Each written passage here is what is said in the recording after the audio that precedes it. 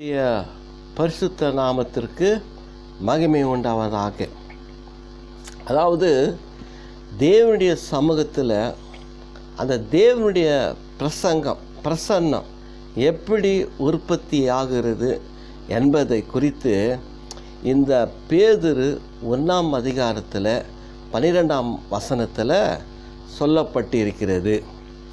ஆகவே இதை குறித்து வாசிக்கிறேன் பாருங்கள். 1 பேதுரு 1ஆவது அதிகாரம் 12.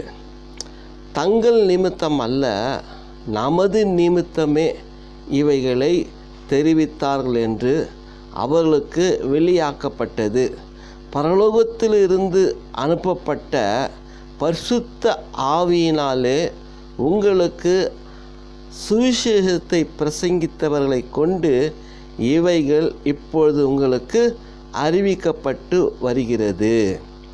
இதுதான் பிரியமானங்களே இந்த நாள் தியானம். ரொம்ப ஒரு முக்கியமான ஒரு சப்ஜெக்ட் இது.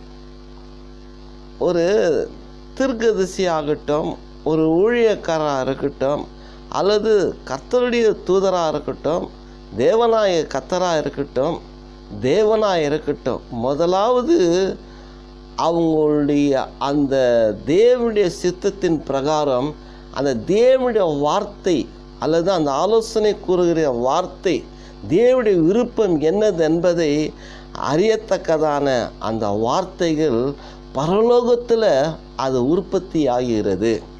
அங்கே தான் ஆரம்பமே. அதுதான் இங்கே ரொம்ப அழகாக நமக்கு ஆண்டவர் பேதுரு மூலியமாக சொல்லியிருக்கிறார். அதாவது பரலோகத்திலிருந்து அனுப்பப்பட்ட, அப்போ பரலோகத்தில் தான் அந்த விசேஷமே நமக்கு உற்பத்தி ஆகியிருக்கிறது. அது ரொம்ப இந்த இடத்துல தெளிவாக சொல்கிறார். மேலும் 11 வாசித்தா, தங்களில் கிறிஸ்துவின் ஆவியானவர் கிறிஸ்துவுக்கு உண்டாகும் பாடுகளை, அப்போ கிறிஸ்துவுக்குள்ளே உண்டாகக்கூடிய பாடுகளை நமக்கு இந்த பரிசுத்த ஆவியினால் அனுப்பப்பட்டார். அந்த ஆவியானவர் தேவ தூதர்களை கொண்டோம் அல்லது ஊழியக்காரர்களை கொண்டோம் அந்த தேவனுடைய சித்தத்தை அறிவிக்கிறார்கள். இதுதான் பிரியமானவர்களே. ஆகவே பரலோகத்திலிருந்து அனுப்பப்பட்ட பரிசுத்த ஆவியினாலே உங்களுக்கு சுவிசேஷத்தை அறிவிக்கிறவர்கள் அவங்கக்கிட்ட சொல்கிறாங்க, அவங்க நமக்கு சொல்கிறாங்க. ஒரு தீர்க்கதரிசியாகிலும் எழும்பி சொல்லலாம், அல்லது நமக்கு போதனை செய்கிற ஒரு தேவ ஊழியர் கூட நமக்கு சொல்லலாம். இடத்துக்கு ஏற்றால் போல அது தேவன் பயன்படுத்துகிறார். இது குறித்து நாம் சற்று தியானிப்போம். முக்கியமாக இருந்தால் அந்த குறிப்புகளை கூட நீங்கள் எழுதி வைத்தால் நலமாக இருக்கும். அதாவது ஆதியாகமம் 1 ஆகட்டும், 2 ஆகட்டும், 3 ஆகட்டும், 6, இந்த 12, 6ஆம் அதிகாரம், 12ஆம் அதிகாரம், 18ஆம் அதிகாரம், 19ஆம் அதிகாரம், இவளை குறித்து நம்ம வாசித்தோம்னால் தேவன் என்ற ஒரு வார்த்தை சொல்ல பார்த்தால் அது ஒரு அழுத்தமில்லாத சர்வசாதாரண முறையில் அந்த தேவன் என்ற வார்த்தை வேதத்தில் எழுதியிருக்கிறது. தேவன் எப்படின்னா நேரடியாகவே பேசக்கூடியவர், நேரடியாகவே ஜனங்களை சந்திக்கக்கூடியவர். ஆதாமை உண்டாக்கினார். அப்போது அவரை தேவனாய் கர்த்தர் எல்லாத்தையும் தேவன் உண்டாக்கினார். ஆதாமையும் உண்டாக்கினார், ஏவாளையும் உண்டாக்கினார், ஏதேன் தோட்டத்திலையும் விட்டார். அவங்க தவறு செய்யும்போது கூட அந்த தேவன் அவங்க கேட்குறாரு. அதே போல் சாத்தான் வஞ்சிக்கப்படும் பொழுதும் அங்கே தேவன் வருகிறார். இப்படி நோவா காலத்தில் எடுத்துக்கிட்டால் தேவன் நோவாவை நோக்கி ஒரு பிழையை உண்டு பண்ணு என்று சொல்லி அவனை ரட்சிப்பதற்காக எல்லா விதமான மிருகங்களையும் தேவன் அழித்தாலும் ஒரு குறிப்பிட்ட வகை சேர்ந்த மிருகங்கள் அதில் ஒவ்வொரு 7 ஜோடு சேர்த்து அவங்க வைக்கிறாங்க. அப்போது அப்படி வச்சு பார்க்கும்போது தேவன் நேரடியாக பேசுகிறார். அதுதான் நமக்கு ஒரு மிக முக்கியமான ஒரு நல்ல கருத்து. ஆபிரகாம்கிட்ட கூட தேவன் பேசும்போது நேரடியாகவே பேசுகிறார். அது மட்டுமல்ல, தொடர்ந்து 18, 19 2 அதிகாரத்தில் வாசித்தோம்னா, தேவனாகிய கர்த்தர், அது தேவன் என்ன பண்ணுறாருன்னா, இந்த ஆபிரகாமை மாலை நேரத்தில் சந்திக்கிறாங்க மூவர். அப்படி சந்தித்து அவரும் அவங்க என்ன பண்ணுறாங்க, விருந்து வச்சு ஒரு ஆகாரம் கொடுக்குறார் ஆபிரகாம். அப்போது அவங்க, நாங்கள் சாராள் எங்கன்னு கேட்குறாங்க. சாராயி இந்த மாதிரி குடிசில், அதான் கூடாரத்தில் இருக்கிறான்னு சொல்லும்போது, உற்பத்தி ஆகிற காலத்தில் ஒரு குழந்தை இருக்கும். அது சொல்லும் போது மூவராக இருக்குது, ஆனால் பின்னால் அதை வாசித்தால் நாங்கள் திரும்பி வருவேன். அவர்கள் உற்பத்தி காலத்தில் ஒரு குழந்தை இருக்குன்றாங்க. ஆனால் ரெண்டாவது அது கீழே வாசித்தால் ஒரு நான் வருகிறேன்றார். பன்மையும் ஒருமையும் சேர்ந்த நிலையில் இருக்குது. அதே 19 வாசித்தா 2 தூதருங்க லோத்துக்கிட்ட போய் பார்க்குறாங்க. இப்போ இவங்கெல்லாம் நேரடியாக பார்த்து பேசக்கூடியவங்க தான் தேவனாய கர்த்தர், தேவன், கர்த்தருடைய தூதனானவர். இப்படியெல்லாம் நம்ம வேதத்தில் அநேக நிகழ்ச்சிகள் இருக்கிறது. அப்போது தேவனுடைய சித்தம் தான் தேவன் மனதில் தோன்றுகிறதை மனிதனிடத்தில் பகிர்ந்து கொள்ளுகிறார். இது ஒரு விதமான வழிமுறை. ரெண்டாவது வழிமுறை பார்த்தால் தேவ தூதன் அல்லது தேவ தூதர் அப்படி சொல்லலாம், அல்லது கர்த்தருடைய தூதரானவர். அதுதான். அப்போ கர்த்தர் என்ற வார்த்தையை எடுத்துக்கிட்டால் தேவனாகிய கர்த்தர், அந்த கர்த்தர் மட்டும் அங்கே கொஞ்சம் அழுத்தம் கொடுக்குறாங்க. கர்த்தருடைய நாமங்கள், அதை நாமன்றதை அதை பல வகையில் உச்சரிக்கும்போது யெகோவா ஈரே, யெகோவா, இந்த மாதிரி நம்ம பார்க்கும் பொழுது கொஞ்சம் அழுத்தம் கொடுக்குறாங்க. ரொம்ப இம்பார்ட்டண்ட் மாதிரி, அது அண்டர்லைன் பண்ண மாதிரி கொஞ்சம் அழுத்தத்தை கொடுக்குறாங்க. தேவனுக்கு அப்படி இல்லை. அவர் எல்லாத்திலும் பெரியவர். ஆனாலும் தன்னுடைய நிலையை ஒரு ஒரு ஒரு லெவலில் தான் வச்சிருக்கிறார். ஏற்றத்தாழம் இல்லாத ஒரு நிலை. அப்போ அப்படி பார்க்கும்போது கர்த்தருடைய தூதன் பார்க்கும்போது இவர் கூட என்ன பண்ணுவார்னா நேரடியாக பேசுவார். அதுதான் ஏன் நேரடியாக பேசுகிறாருன்னா, கரெக்டாக பேசலாம். பரலோகத்தில் அது உற்பத்தி ஆகணும். அந்த ஆலோசனை, அந்த சஜஷனு, அங்கேருந்து கண்ணோக்கி பார்க்கணும் பூலோகத்தில் என்ன நடக்குது, இதெல்லாம் தியானம் பண்ணி தான் அவங்க பார்த்து தான் ரைட் நம்ம புறப்பட்டு போகணுன்னு தேவ தூதர் வராங்க. ஆதியாகமம் 16 வாசித்தால் ஆகாருடைய வாழ்க்கையில் ஏற்பட்ட அங்கலாய்ப்பில் அவங்க என்ன பண்ணுறாங்க, கர்த்தருடைய தூதனானவர் ஆகாரை எங்கேருந்து போகிற, எங்கேருந்து வர, என்ன விஷயம்னு சொல்லி விசாரிக்கிறார். நான் நாச்சியாரி ஆகிய சாராயை விட்டு வந்துனுக்கிறேன், ரொம்ப கொடுமை தாங்க முடியல, ஏன்னா ஓடிடலான்னு வந்துடுறாருன்றாரு. இல்லை, நீ போகணும், ஒரு ஜாதி ஆக்கவும் பிள்ளைய ஆசீர்வதிக்கிற, நீ ஏன் பயப்படுறேன்னு அனுப்புகிறார். அப்போ இது நேரடி கர்த்தருடைய செய்தி. அதுதான் பிரியமானவர்களே. அது மட்டுமல்ல, என்னாகமம் 22 வாசித்தா தேவனுடைய கோபம், கோபம் வந்துடுச்சு. தேவனுடைய கோபம் வந்ததுனால கர்த்தருடைய தூதன் பிழையாமை பார்த்து அந்த மோவாப் தேசத்துக்கு பாலாக்கிட்ட போகாதபடிக்கு தடுத்து நிற்க வைக்கிற அனுபவம். கழுதையை கூட அவன் அடிச்சிட்டான். கழுதையே பேசுது, நான் இவ்வளோ காலம் பணிவிடை செய்தேன், உனக்கு என்ன தவறு செய்தேன். அப்போ தான் அவனுடைய கண்கள் திறக்கப்பட்டன. தேவ தூதர் நிற்குது, அவர் பார்க்குறார். இந்த கர்த்தருடைய தூதரெல்லாம் நேரடியாக பார்த்து பேசக்கூடியவங்க தான் அவங்க. ஏன்னா இது பரலோகத்திலேருந்து உற்பத்தி ஆகிற தேவ ஆலோசனை, தேவ சைஷன் பிரியமார்களே. ஏன்னா பிழையாம் சிம்போரின் குமாரனாகிய பாலாக்கின் நிமித்தம் அங்கே போகிறார். அவன் கூப்பிட்டான், ஆனால் கர்த்தர் நிறுத்தி நான் சொன்னது தான் நீ சொல்லணுன்றார். அதே போல் அவன் சொன்னார், ஏன்னா அதுதான் தேவனுடைய ஆலோசனை பரலோகத்தில் உற்பத்தி ஆகி பரிசுத்த ஆவியானவர்கிட்ட கொடுத்ததுனால அவர் தம்முடைய தூதருக்கோ அல்லது ஊழியக்காரருக்கோ அவளுடைய பிள்ளைங்கக்கிட்ட அந்த நற்செய்தியை சுவிசேஷத்தை அறிக்கிறவங்கிட்ட அதை கொடுத்துட்றாரு. கடமை எப்படி இருக்குது பார்த்தீங்களா? ஷிஃப்ட் எப்படி ஆகுது பார். அந்த மாதிரி இங்கே ஆகுது. அது மட்டும் அல்ல, நியாயாதிபதிகளை 6 வாசித்தால் கிதியோன், அதே போல் மனோவா 13ஆம் அதிகாரம் நியாயாதிபதி மனோவா, அவங்களுக்கும் தரிசனத்தை கொடுக்குறாங்க, நேரடியாகவும் பேசுகிறாங்க. கர்த்தருடைய தூதரானவர் அப்போ பேசுகிறார், 2 பேர்கிட்டையும் பேசுகிறாங்க. மீதியான் கையிலிருந்து இஸ்ரேல் ஜனங்களை மீட்டு எடுக்கணும். அப்போது தேவன் இந்த கிதியோன்கிட்ட பேசி அவங்களை எப்படி ரட்சிப்பது என்று சொல்லி வகையை கொண்டு வரார். சிம்சோனுக்கு மனோவாவுக்கிட்ட சிம்சோன் உங்ககிட்ட பிறப்பார், அவர் மூலியமாக எப்படி இந்த பெலிஸ்தரை ரட்சிப்பான் என்பதை அதை விவரித்து காட்டி பேசுகிறார். அப்போ மனோவா பலி செலுத்தும் போது அந்த பலியின் மூலியமாக கர்த்தருடைய தூதரானவர் அக்னியில் மேலே போகிறார். இதெல்லாம் நேரடியாய் மனுஷனுக்கும் தேவனுக்கும் உள்ள ஒரு நெருங்கிய தொடர்பை தான் தேவன் ஏற்படுத்தி கொண்டு வருகிறார்.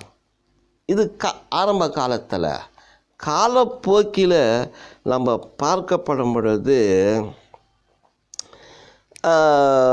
அதாவது தீர்க்கதரிசி, அதாவது கர்த்தருடைய தூதனாகட்டும் அல்லது ஒரு ஊழியக்காரனாக இருக்கட்டும், இவங்க என்ன பண்ணுவாங்கன்னா அந்த பரிசுத்த ஆவியினால் அனுப்பப்பட்டவர்களாக இருப்பாங்க.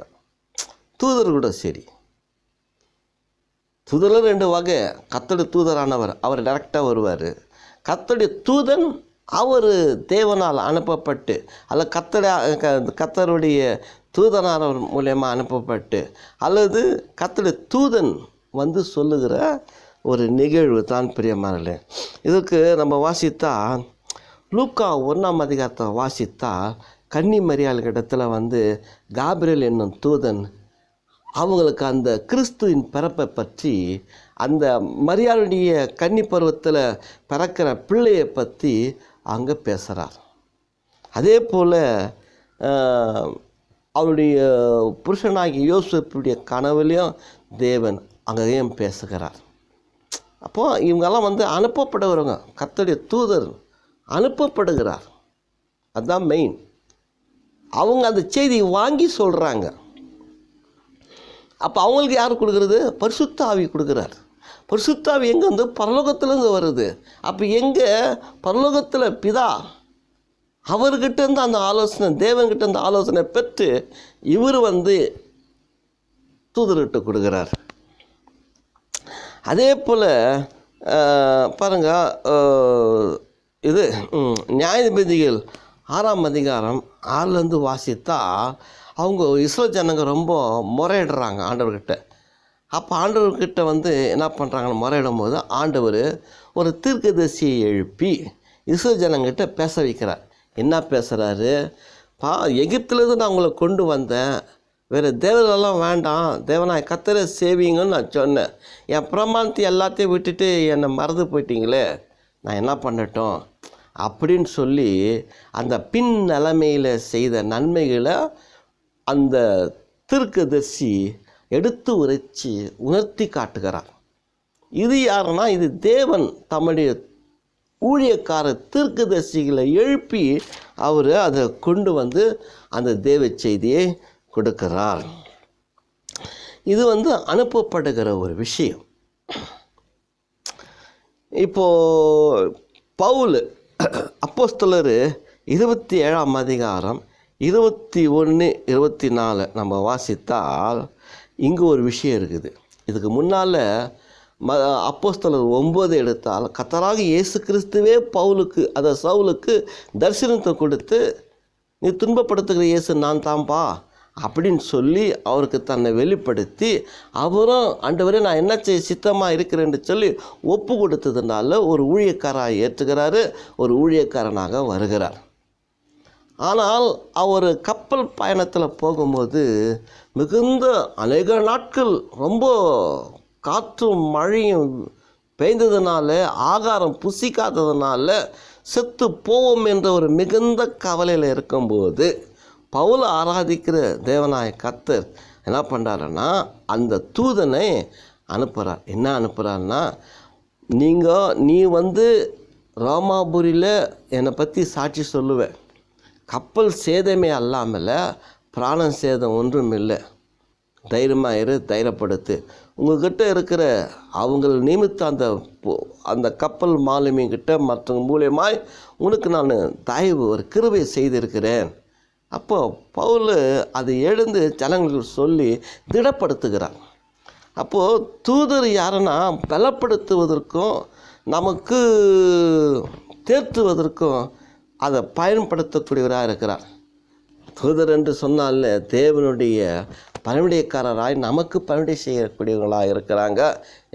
எபிரேயரில் சொல்கிறாரு, இயேசு கிறிஸ்து உபவாசித்து சாத்தானை ஜெயித்த பின்னால் தூதர்களை அவருக்கு தேவ தூதர்கள் கர்த்தருடைய தூதர்கள் பணிவிடை செய்கிறாங்க. இந்த மாதிரியெல்லாம் பரத்துலேருந்து பரிசுத்த ஆவியார் வரணும். இதுக்கெல்லாம் நிறைய ஏன் ஷார்ட்டாக சொல்லணும் போகிறோன்னா பின்னால் விஷயம் நிறைய இருக்குது. ஆகவே சுருக்கமாக ஒரு ஐடிக்காக உங்களுக்கு இந்த ஞாபகத்தை நான் கொண்டு வருகிறேன்.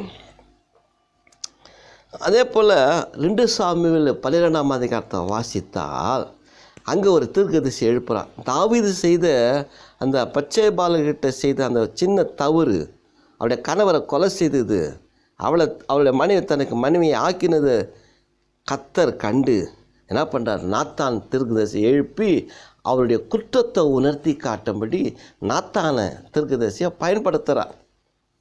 எப்படி இருப்பார்? அப்போ கர்த்தருடைய தூதருங்க என்னென்னா, தேற்றுவதற்கு கர்த்தருடைய தூதர்கள், நற்செய்தி சொல்வதற்கு கர்த்தருடைய தூதர்கள், 3வது நமக்கு ஆலோசனை சொல்லக்கூடியவங்க, பாவத்தை கண்டிக்கக்கூடியவங்க, அந்த மாதிரி ஒரு நல்ல உபதேசங்களை கொடுக்குறார்.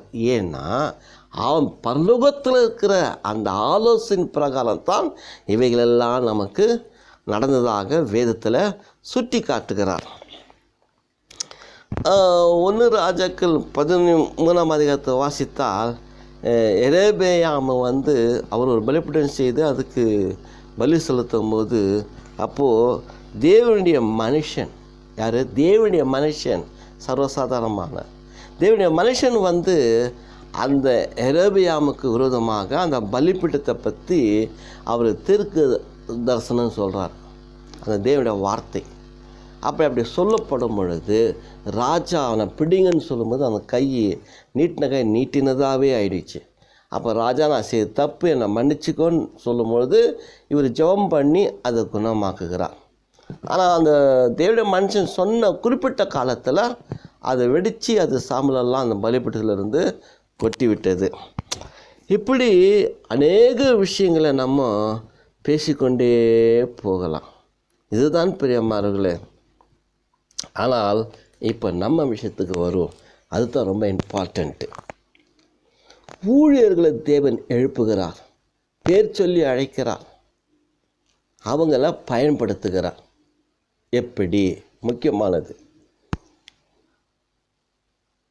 அப்போஸ்தலர் 8ஆம் அதிகாரம் 26வது வசனத்தை நம்ம வாசித்தோம்னா, பிலிப்பு எந்தியோப்பியா ராஜஸ்திரி ஆகிய கந்தாகே என்றவருக்கு மந்திரி, அவர் இந்த ஏசாயா புஸ்தகத்தை வாசித்து கொண்டு போகும்போது என்ன சொல்கிறாரு, கர்த்தருடைய ஆவியானவர் நீ அங்கே போ அப்படின்னு சொல்லும்போது அவர் போகிறாரு.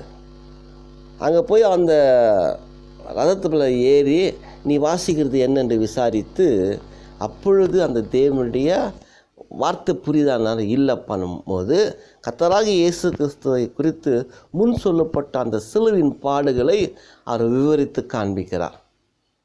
அதனால் அவர் என்ன பண்ணுறாருன்னா, இயேசு கிறிஸ்துவை விசுவாசித்து ரட்சிக்கப்படுகிறார்.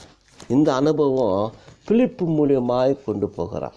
அப்போ பிலிப்பு இவங்கெல்லாம் யாருன்னா, இயேசு கிறிஸ்து அந்த சீஷர்களை அழைத்து தமக்கு சீடனாக்குகிறார். அவங்க இந்த சுவிசேஷத்தை சொல்லும்படி கடைசி காலத்தில் ஏற்படுத்தி பூமியெங்கும் போய் சுவிசேஷத்தை அறிவிங்க, உபதேசத்தை அறிவிங்க, அவங்களுக்கு சீஷராக்கி ஞானஸ்தானம் கொடுங்க என்று சொல்லி மத்தேயு 28 அவர் சொல்கிறாரு. இதுதான் பிரியமானவர்களே, தேவன் தம்முடைய ஊழியக்காரர்களை கொண்டு அந்த தேவ செய்தியை அவர் சொல்லுகிறார். அப்போ இப்படி நம்ம பார்க்கப்படும் பொழுது அப்போஸ்தலர் 2ஆம் அதிகாரம் 3ஆம் அதிகாரத்தில் பார்த்திங்கன்னா பேதுரு பரிசுத்தாவியில் நிறைந்தவராக அவர் இயேசு கிறிஸ்துவுக்கு அவர் தேவன் எழுப்பினார் என்பதற்கு நாங்கள் சாட்சி அப்படின்னு சொல்லிட்டு அந்த பிரசங்கத்தினால அநேகர் ரட்சிக்கப்படுறாங்க. ரட்சிக்கப்படுறவர்களை கர்த்தர் சேர்த்து கொள்ளுகிறார் சபையில். இதுதான் பிரியமானவர்களே ஒரு முக்கியமான ஒரு முன்னோடிக்காக உதாரணமாக எடுத்துக்கொண்ட ஒரு சுருக்கமான ஒரு வேத ஆராய்ச்சி.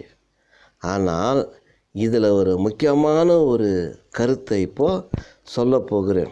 அதாவது 1 பேதுரு 1ஆவது அதிகாரம் 10-12 வாசித்தா பரலோகத்திலே அந்த ஆலோசனை, அந்த தேவ சித்தம் என்னதென்று அதை உருவாக்கப்பட்ட பின்னால் தேவ ஆவியானவருக்கு சொல்ல அவர் தம்முடைய ஊழியக்காரர்களுக்காக அதை சொல்லி சுவிசேஷமாய் அறிவிக்கிறார். தேவனுடைய மனுஷனாகட்டும், தேவனுடைய தீர்க்கதரிசிகளாகட்டும் அதை அறிவிக்கிறார். நேரடியாகவும் அறிவிக்கிறாங்க, மற்றவங்க மூலியமாக கூட அதை அறிவிக்கிறாங்க. ஆனால் குறிப்பாக நம்முடைய சுவிசேஷம் எப்படி உருவாகுது, அதுதான் அநேகர் இன்னைக்கு கிறிஸ்தவ மார்க்கத்தில் அநேகர் போதகர் மாதிரி இருக்கிறாங்க. டீச்சிங் பண்ணக்கூடிய போதகருங்க, சபை நடத்தக்கூடிய மெய்ப்பெருங்க, சுவிசேஷகர் எத்தனையோ பேர் இருக்கிறாங்க. அப்போஸ்தலர் ஊழியம் என்று சொல்லி செய்யக்கூடியவங்க எத்தனையோ பேர் இருக்கிறாங்க. தீர்க்கதரிசிங்க அளவு கடந்தவங்களாக கூட இருக்கிறாங்க. ஆனால் இவங்களுக்கு அந்த தேவனுடைய ஆலோசனை, தேவனுடைய வார்த்தை, தேவனுடைய சத்தியம், அவங்க பண்ணுகிற அந்த பிரசங்கத்தினுடைய சுவிசேஷம் எங்கேருந்து வந்தது? பரலோகத்திலிருந்து பரிசுத்த ஆவியான மூலியமாக நமக்கு கொடுக்கப்பட்டதா? அல்லது நமக்கு நாமே ஆராய்ச்சி பண்ணி சோதித்து அறிந்து நாமே பிரசங்கம் பண்ணுகிறோமா? அல்லது எந்த நோக்கத்தில் நம்ம அந்த பிரசங்கம் பண்ணுகிறோம்? ஒன்று நமக்காக ஆதாயத்துக்காகவா? அல்லது கிறிஸ்துவின் சிலுவையின் பாடு, மரணம், உயிர்த்தெழுதல் வீணாய் போகாதபடிக்கு கிறிஸ்துவுக்காக ஒரு நற்சாட்சிக்காக நாம் பிரசங்கம் பண்ண போகிறோமா? இல்லை அவனுடைய வார்த்தையை நாம் சொல்ல போகிறோமா? இது குறித்து நம்ம ரொம்ப ஆழமாக சிந்திக்க வேண்டியவர்களாக நாம் இருக்கிறோம் பிரியமானவர்களே. மத்தேயு 6ஆம் அதிகாரம் 10 வாசித்தால் அங்கே ஆண்டவர் ஒரு ஜபத்தை கற்றுக் கொடுக்குறார். பரமண்டங்களில் இருக்கிற எங்கள் பிதாவே ஒரு ராஜ்யம் வருவதாக, பரமண்டத்திலும் ஒரு சித்தம் செய்யப்படுவது போல பூமியிலும் செய்யப்படுவதாக. அப்படி என்று கேட்டால் ஒரு தேவனுடைய மனுஷன் தேவனுடைய சுவிசேஷத்தை அறிவிக்கிறார் என்று கேட்டால் தேவனுடைய சித்தம் ஒன்று தான் இருக்க வேண்டும். நம்முடைய ஞானத்தினால் அல்ல, நம்முடைய பகுத்தறிவினால் அல்ல, நம்ம படித்த படிப்பறிவினால் அல்ல, நாம் கற்றுக்கொண்ட நல்ல நாலேஜ் ஞானம் அதல்ல. தேவ சமூகத்தில் அந்த தேவனுடைய சத்தியத்தை அறிந்த அந்த தேவனுடைய சித்தம் அதுதான் நமக்கு தேவை. அவருடைய சித்தத்தின்படி தான் நம்முடைய பிரசங்கமும் இருக்கணும் பிரியமாவில். நான் இன்னைக்கு ஒரு பிரசங்கம் பண்ணுறேன்னா அந்த வார்த்தையை கேட்ட விசுவாசி மக்கள் தேவ சித்தத்தை செய்யக்கூடியவர்களாக இருக்க வேண்டும். அதுபோலத்தான் நீங்களும் நாங்களும் பிரசங்கம் பண்ணும் பொழுது பிரசங்கத்தை கேட்கிறவங்க தேவனுடைய சித்தத்தை செய்ய வேண்டும். அது மேக்சினாக இருக்கட்டும், அல்லது இந்த மாதிரி யூடியூப்லாம் இருக்கட்டும், ஒவ்வொரு ஞாயிற்றுக்கிழமையிலும் பண்ணுகிற பிரசங்கமாக இருக்கட்டும், ஒரு பெரிய கன்வென்ஷனில் பேசுகிற பிரசங்கராக இருக்கட்டும், அல்லது தெருவில் பேசுகிற ஒரு பிரசங்கராக இருக்கட்டும், இல்லை அக்கம் பக்கம் தனிப்பட்ட முறையில் பேசுகிற எந்த ஒரு நற்செய்தி சுவிசேஷமாக இருக்கட்டும், கர்த்தருடைய வார்த்தையாக இருக்கட்டும், தீர்க்கதரிசன வார்த்தையாக இருக்கட்டும், எந்த ஒரு சத்தியம் இருந்தாலும் அது தேவ சித்தத்தை செய்யக்கூடியதாக இருக்க வேண்டும். அதனால்தான் தேவனாய் கர்த்தர், கர்த்தருடைய தூதனானவர் இவங்கெல்லாம் தேவ சித்தத்தின் பிரகாரம் பூமியில் வந்து அந்த சித்தத்தை செய்ய வைத்துட்டு போனாங்க. வேறு எதுக்குமே அவங்க இறங்கி வரலை.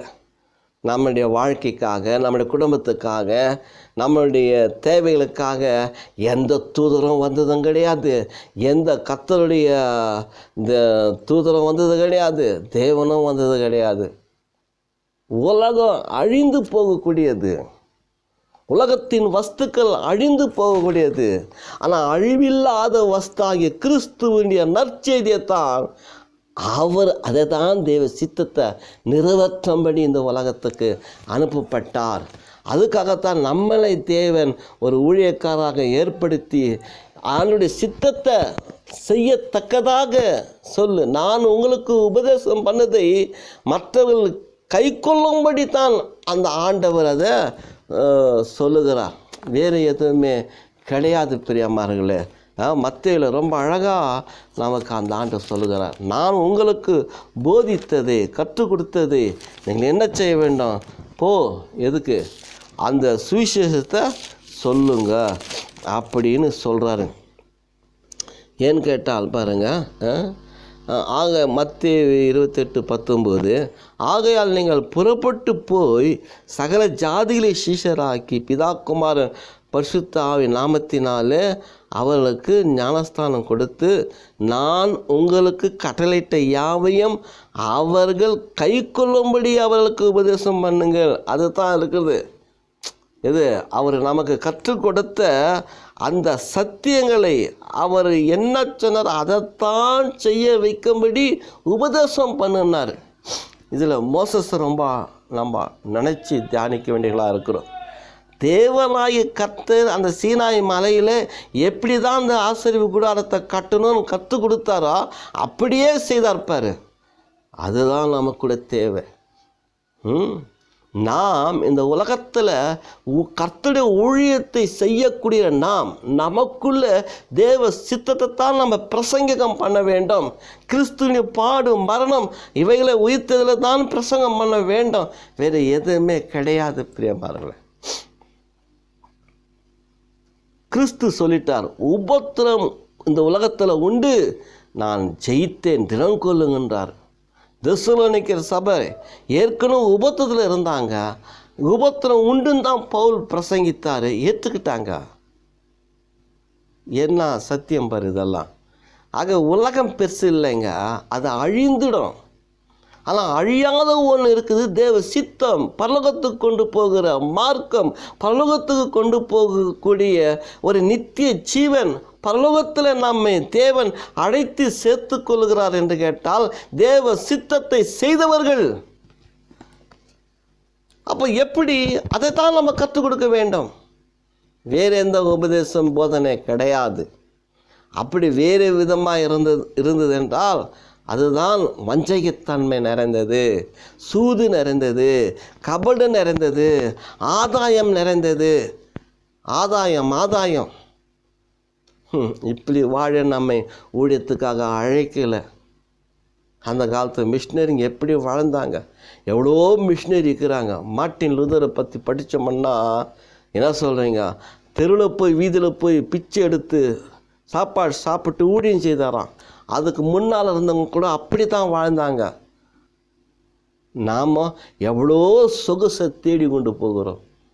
தன்னை வெறுக்க வேண்டும், தன்னுடைய ஆடம்பர வாழ்க்கையை வெறுக்க வேண்டும், தன்னுடைய இன்பத்தை வெறுக்க வேண்டும், தன்னுடைய தேவைகளை வெறுக்க வேண்டும். கர்த்தர் மேலே பாரத்தை போடு, அவர் கொடுப்பார், கொடுத்தா அனுபவிக்கலாம், இல்லைன்னா அப்படியே கூட இருக்கலாமே. கர்த்தர் மேலே பாரத்தை போட்டு ஊழியத்தை செய்யும்போது தேவ சித்தம் நம்ம மூலியமாக வெளிப்படும், பட்டே தீரும். ஜனங்க கேட்டாங்கன்னா ஐயோ தேவ சித்தத்தை செய்யணும் தான் வருவாங்களே தவிர்த்து வேறு எதுக்குமே வரமாட்டாங்க. அதுதான் பிரியமா இல்லை இங்கே நமக்கு கற்றுக் கொடுக்குற ஆண்டவருடைய சத்தியம். அப்போது இது இந்த பெரேயா மக்கள்கிட்ட இந்த பவுல் போய் அங்கே ஊழியம் செய்கிறாரு. அவர் கூட ஒருத்தர் அப்படி செய்யப்பட போகும்போது அவங்களுக்கு அந்த சுவிசேஷத்தை தான் சொல்கிறாங்க பவுல், வேறு எதுவும் சொல்லலை. அதை கேட்ட அந்த பெரையா மக்கள் வேதத்தை ஆராய்ந்தாங்களாம். இன்னைக்கு தேவனுடைய சுவிசேஷத்தை கேட்குற நம்முடைய சபை மக்கள் என்னத்தை தேடுறாங்க? நம்ம கண்டுபிடிக்க முடியல. எலிசா சொன்னார், கேயாசிய இந்த காலத்தில் காணிக்க வாங்கிறது தான் பெருசா? சொல்லு, நீ எப்படி அவங்கக்கிட்ட இப்போ வாங்கின அந்த வீட்டில் பொதுக்கி வச்சுட்டு இங்கே வந்து ஒன்றும் தெரியாத மாதிரி நிற்கிற? நீ வாங்கும்போது என் ஆவி உன்னோட இல்லையா? கடிந்து கொண்டார் அவர். ஏன்னா தேவ சித்தம் செய்யாதவனாக கேயாசி இருந்தான். பிரியமானவர்களே, தேவனுடைய சித்தத்தை தான் செய்ய வேண்டும், வேறு இல்லை. அதே போல தான் இந்த இடத்துல அப்படி தான் சொல்லுது. தேவ சித்தத்தை செய்ய கற்றுக் கொடுக்கணுங்க. அதுதான் நம்ம வந்தார், அதுதான் நம்ம அழைத்து இருக்கிறார், வேறு எதுவும் இல்லை. நம்ம கொடுத்த அதிகாரமெல்லாம் என்னத்துக்கு? பணத்தை சம்பாதிக்கிறதுக்கா? இல்லை நம்ம ஒரு பேயை ஓட்டணும், பிசாசி ஓட்டணும், ஒரு குஷ்டரோகி குணமாக்கணும், ஒரு கேன்சரை குணமாக்கிட்டோம், ஜெபம் பண்ணி வேலை கிடச்சிச்சு, இதெல்லாம் விளம்பரம் பண்ணுறதுக்கு ஆண்டவர் நம்மளை அழைத்தார். கர்த்தருடைய நாமத்தை மகிமைப்படுத்தையா, வேறு எதுவுமே நமக்கு தேவையில்லை. அவர் உயர்த்தும் போது அநேக மக்கள் தம் பக்கமாக இழுத்துக்குவார் என்றார். ஆனால் இங்கே இருக்கிறவங்க இப்போ இருக்கிற காலத்தில் தண்ணியே உயர்த்துறாங்க, ஆண்டவர் அப்படியே மறைச்சிடுறாங்க. அதனால்தான் நல்ல ஒரு மனம் மாறுதல் விசுவாசிங்களுக்குள்ளே, சில ஊழியக்காரர்களுக்குள்ளே ஏற்படலை. ஏன்னா தேவ சித்தம் இல்லை. தேவ சித்தம்தான் ரொம்ப முக்கியமான இம்பார்ட்டண்ட். பிரியமானவர்களே, யாக்கோப்பு 3:17 வாசித்தால் என்ன சொல்ல, பரத்தில் வருகிற ஒரு ஞானம் என்ன, அதில் கபடி இல்லை, சூது இல்லை, தூய்மையான ஒரு தேவ சமூகத்திலேருந்து பரத்திலேருந்து நமக்கு வருகிற ஒரு ஆசீர்வாதம். பிரியமானவர்களே, அதுதான் இந்த இடத்துல ரொம்ப அழகாக சொல்கிறாரு ஆண்டவர். ஏன்னா பரத்திலேருந்து வருகிற ஞானமும் முதலாவது சுத்தமானதாயும், பின்பு சமாதானம், சாந்தம், இணக்கமுள்ளதாயும், இரக்கத்தாலும் நற்கனிகளாலும் நிறைந்ததுமாய், பட்சபாதம் இல்லாததுமாய், மாசற்றதுமாய் இருக்கிறது. எப்படி சுத்தம்? அட, சத்தியத்தை சொல்லுகிற நமக்கே சரியான சுத்தம் இல்லைனா எப்படி? நம்ம சபைக்குள்ளே சுத்தம் இல்லைனா எப்படி? எப்போ ஒரு ஊழியக்காரன் ஒரு பண ஆசை, பொருளாசை உடையவனாக இருந்தார் என்று கேட்டால் விசுவாசிகளுடைய பாவங்களை கண்டித்து உணர்த்த முடியாது. ஏன்னால் கண்டித்தால் வருமானம் போய்டுன்னு. அவரும் சரி, அவர் வருமானமும் சரி, கண்டித்து உணர்த்து. அதுக்கு தான் அந்த வசனம் இருக்குது. அதனால தான் தேவனாய் கர்த்தர் தேவனுடைய எங்கே பரிசுத்த ஆவிக்கிட்ட இருந்து சுவிசேஷத்தை அறிவிக்கிறவர்கிட்ட வருது. அப்போ யார் கொடுது? பரலோகத்தில் பரமண்டங்களில் இருக்கிற பிதாவாகிய தேவன், சர்வத்தியம் படைத்த சர்வ அதிகாரி, சர்வ சிருஷ்டிகர், நமக்காக ஜீவனை கொடுத்து உயிர்த்தெழுந்த அந்த கிறிஸ்துவனுடைய நாமத்துக்காக சத்தியத்தை கொடுக்கிறார் ஆண்டவர். சத்தியம். நீதிமொழிகள் 23:23 வாசித்தால், சத்தியத்தை வாங்கு, விற்காத. இன்றைக்கி விற்கிற ஊழியக்காரங்கள் தான் அநேக பேர் இருக்கிறாங்க. அவங்கள பார்த்தவங்க மற்றவங்க கூட போய் ஜெபித்து காணிக்க வரோன்னு சொல்லி ஜெபிக்கிறாங்க. அதுக்காக தீர்க்கதரிசனம் சொல்கிறாங்க, அற்புதம் அடையாளத்துக்காக ஜெபம் பண்ணுறாங்க. வேஸ்ட். இனி ஆகிலும் சத்தியத்துக்காக நம்ம மாரடிப்போமாக. சத்தியம்தான் நமக்கு ரொம்ப முக்கியமானதாக இருக்குது. விலைக்கு விற்கக்கூடாதுங்க, வானாத மாதிரி. அதனால் இந்த பவுல் நம்ம வாசித்தோம்னா, அந்த நிருபங்கள் எழுதும்போது எபேசியர் 4:14 வாசித்தால், வஞ்சனை கேதுவான உபதேசம் எங்ககிட்ட இல்லை. அப்படின்னா தனக்கு ஆதாயம், தன் குடும்பத்துக்கு ஆதாயம். சபையாருக்கு கூட ஆதாயம் செய்யலை, சபையில் இருக்கிற ஏழை எல்லோருக்கு கூட ஆதாயம் செய்யலை, சபையில் இருக்கிற பணக்காரங்களுக்கு கூட ஒரு நல்ல ஆலோசனை கொடுக்கல. அதன்கிட்ட எப்படி நம்ம வாங்க முடியுன்ற அந்த வஞ்சக உபதேசமே இல்லைன்றார் பவுல். ஏன்னா அவன் எல்லாத்தையும் அனுபவித்து எல்லாத்தையும் விட்டுட்டான். வானடா குப்பை நஷ்டம்னு சொல்லிட்டு. நாம் அந்த குப்பியை தாம்பா மாரடிச்சின்னு சேர்த்துனுக்குறோம். அடுத்த சபையிலேருந்து இங்கே சேர்த்துக்கிறோம், இங்கே இருக்கிறவன் அங்கே போகிறான். எதுக்கு? தனக்கு ஆதாயம் வரும் என்பதற்காகத்தான். அவனை ஒரு சத்தியத்தில் நடத்தலான்ற சத்திய உபதேசம் இல்லை, அதுதான் வஞ்சகத்தன்மை.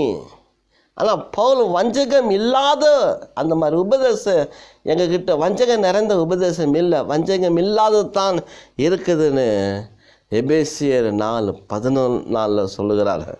பிலிப்பியர் 1:18 வாசித்தால் வஞ்சகத்தன்மையினால் கிறிஸ்துவை நாங்கள் அறிவிக்கவில்லை. என்ன சத்தியம் தெரியுமா இது?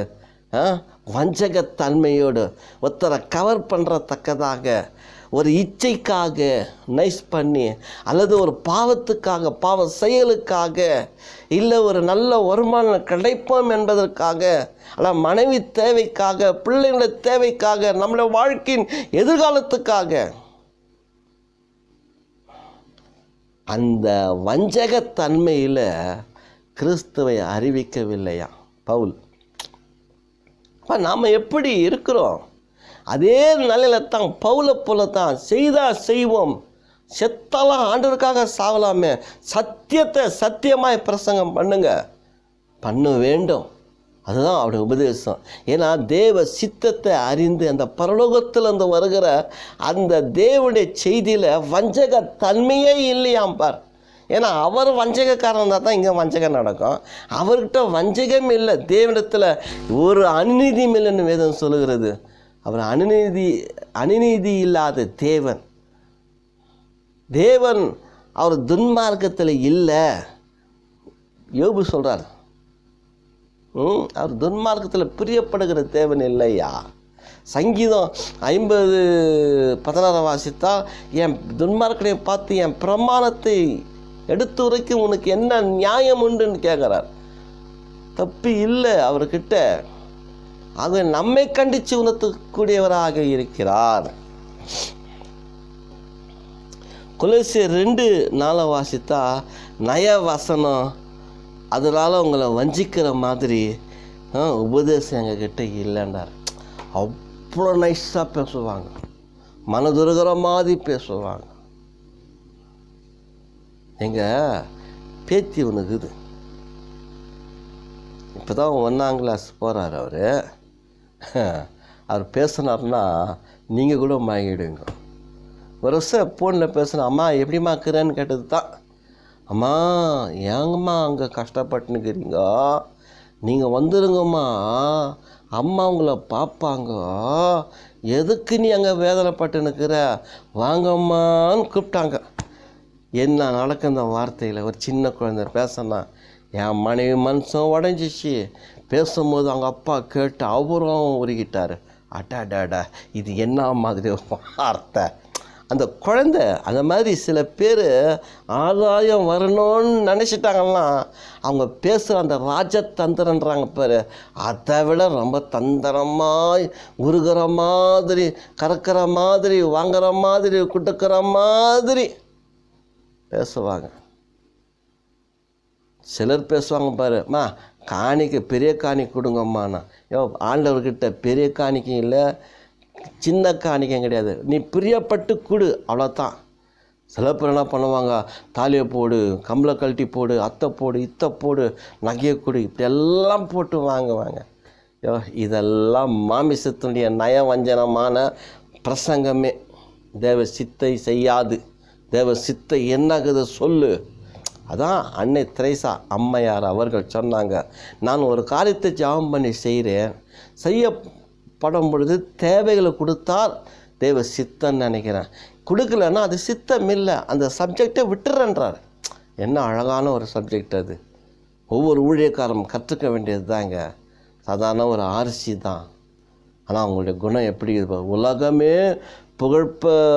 உலகமே புகழ்படுத்தி மேன்மைப்படுத்தி ஒரு முன்மாதிரியை வாழ்ந்தவங்க தான் அந்த அம்மையார். அவங்க என்ன அழகாக சொல்லிட்டாங்க பாரு.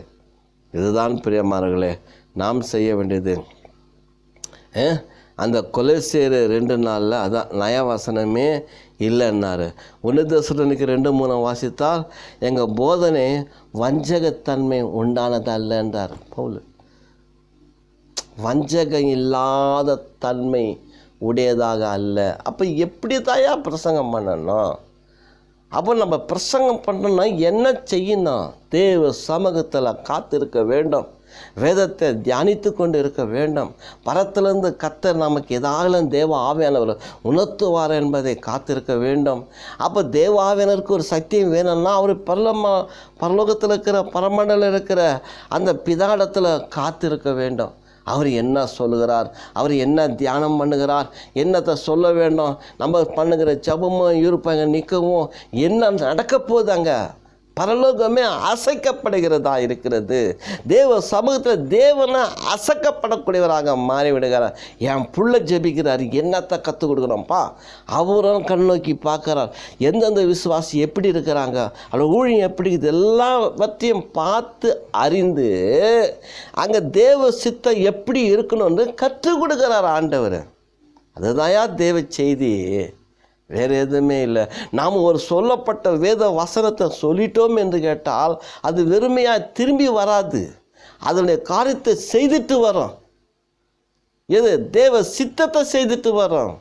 அதுதான் சத்தியமான ஊழியம், அதுதான் சத்தியம். இந்த பேதுரு அதுதான் சொல்லுகிறார்.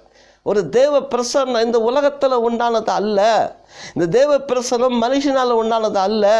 இந்த தேவ பிரசன்னம் தேவனுடைய ராஜ்யத்திலிருந்து பரலோகத்திலிருந்து உண்டாகிறது. அப்படிப்பட்ட உண்டாக்கப்பட்ட அந்த தேவ செய்தி தேவ ஆவியானவர் கொண்டு வந்து அறிவிக்கிற சுவிசேஷர்கிட்ட கொடுக்குறான்றாரு. என்ன அழகாக சொல்கிறார்ப்பா அந்த பேதுரு. இன்றைக்கி யார் அதை நினச்சி பார்க்குறாங்க, யார் அதை தியானித்து பார்க்குறாங்க? பேதுரு பேசுகிறது ரொம்ப ஆழமான சத்தியங்களை கொடுக்குறார், ஆழமான ஒரு அபூர்வமான ஞானத்தை கற்றுக் கொடுக்குறார். இன்றைக்கி இதை நம்ம வாசித்து தியானிக்கிறோம், நாம் அவ்விதமாகத்தான் செயல்படுவோம் பிரியமானவர்களே. உலகத்துக்காக அல்ல, தனக்காக அல்ல, தேவ சித்தத்தை செய்ய வைக்கக்கூடிய ஒரு ஊழியமாக இருக்கட்டும். தேவ சித்தத்தை செய்யக்கூடிய ஒரு விசுவாசிகளாக மாற்றுவோம். தேவ சித்தத்தை செய்யக்கூடிய ஒரு மிகப்பெரிய மனம் மாறுதலை உருவாக்கக்கூடியவர்களாக நாம் இருப்போம். தேவன் அதுதான் பிரியமாக. தேவன் தம்முடைய ஊழியக்காரர்களை அக்னி ஜுவாலையாக மாற்றுகிறார்னா எதுக்கு அக்னி ஜுவாலை? காட்டை பற்ற வைக்கவா, நாட்டை பற்ற வைக்கவா, இல்லை மற்ற குடும்பங்களை பற்ற வைக்கவா? இல்லை, தேவனுடைய சித்தத்தை தேவனுடைய ஜனங்கள் செய்ய வைக்கதான ஒரு சத்தியத்தை கற்றுக் கொடுக்க, அவங்க தேவ சத்தியத்தின் பிரகாரம் அடிங்கி ஒடுங்கி வாழக்கூடியவர்களாக ஒரு தசநோய்க்கு சபையை போல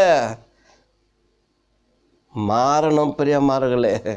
நம்முடைய வாழ்க்கையில் ஒரு உண்மையான கிறிஸ்தவர்களாக மாற வேண்டியவர்களாக இருக்கிறோம். ஒரு உண்மையான கிறிஸ்துவுக்கு ஒரு சீடர்களாக மாற வேண்டும். நமக்கு நாம் அது ஊழியக்காரராக இருக்கட்டும், விசுவாசியாகட்டும், யாராக இருந்தாலும் ஒரு கிறிஸ்தவ மக்கள் கிறிஸ்துவுக்காக வாழக்கூடியவர்களாக, கிறிஸ்துவுக்காக சாட்சி உள்ளவர்களாக, கிறிஸ்துவுக்காக நற்கந்தம் உள்ளவர்களாக, ஒரு தூணாய் சத்தியத்துக்கு தூணாய் உடையவர்களாக வாழ கற்றுக்கொள்ள வேண்டியது அவசியம் பிரியமானவர்களே. உலகத்துக்கு இவ்வளோ காலம் வாழ்ந்தது வாழ்க்கை போதும், இனி கர்த்தருக்காக வாழுவோம். இந்த கொடிய காலத்தில், இந்த உபத்திரமான காலத்தில், தன்னுடைய பிராணமும் போக வேண்டிய காலத்தில், நம்முடைய ஆலயங்கள் இடிக்கப்படக்கூடிய காலத்தில், நம்முடைய ஆராதனை ஊழியங்கள் எல்லாமே தடைப்பட்டு போகக்கூடிய இந்த காலத்தில் கிறிஸ்துவுக்காக வாழ கற்றுக்கொண்டு அந்த தேவ சித்தத்தை செய்யக்கூடியவர்களாக, செய்ய கற்றுக் கொடுக்கக்கூடியவர்களாக நாம் இருப்போம் என்று கேட்டால் இந்த நாட்களில் மிகப்பெரிய ஒரு மனம் மாறுதல் உண்டாகும். மனம் மாறுதல் தேவை பிரியமானவர்களே. அதுதான் இந்த பேதுரு சொல்லுகிறார். பரலோகத்தில் இருந்து பரிசுத்த ஆவியானவர்கிட்ட கொடுக்குறாராம். பரலோகத்தில் இருந்து, அப்போ பரலோக பிதா தேவனாய் கர்த்தர் கைகளிலே நம்மளை வரைந்து வச்சிருக்கிறார். என் பிள்ளை எங்கே போகுது, எங்கே வருது, என்ன பண்ணுகிறது பார்த்து அறிந்து இந்த பிள்ளைகளுடைய வழிகளை சீர்திருத்தும்படி, இந்த பிள்ளைகளுடைய வாழ்க்கையை சீர்திருத்தும்படி, இந்த பிள்ளைகள் தேவ சித்தத்தை செய்யும்படி, இந்த பிள்ளைகள் பரலோக ராஜ்யத்துக்கு வந்து சேரும்படி, ஐயோ இவங்க தேவனுடைய பாதுகாப்பில் இருக்கும்படி, தேவனுடைய வழிகளில் இருக்கும்படி, தேவனுக்காக தன்னை காத்து கொள்ளக்கூடிய ஒரு பரிசுத்தவான்களாய், ஒரு விசுவாசிகளாய் இருக்கும்படி பரலோகத்தில் இருக்கிற பிதா பார்த்து கொண்டு அங்கிருந்து அந்த சித்தத்தை செய்யத்தக்கதான ஒரு நற்செய்தி பரிசுத்த ஆவியானவர்கிட்ட கொடுக்க அவர் என்ன பண்ணுகிறாரு, சுவிசேஷத்தை அறிவிக்கிறவங்கிட்ட கொடுக்குறார். தேவனுடைய மனுஷன், தீர்க்கதரிசியாக இருக்கட்டும், தூதராகட்டும், நாமா இருக்கட்டும், கர்த்தருடைய ஊழியம் செய்கிற நாமா இருக்கட்டும், நமக்கு அவர் கற்றுக் கொடுக்கக்கூடிய ஒரு ஆவியானவராக இருக்கிறார். அவர் துணை கொண்டு தேவ சித்தத்தை பிரசங்கம் பண்ணுவோம். கர்த்தர் நம்மை ஆசீர்வதிப்பாராக. ஆமேன், ஆமேன்.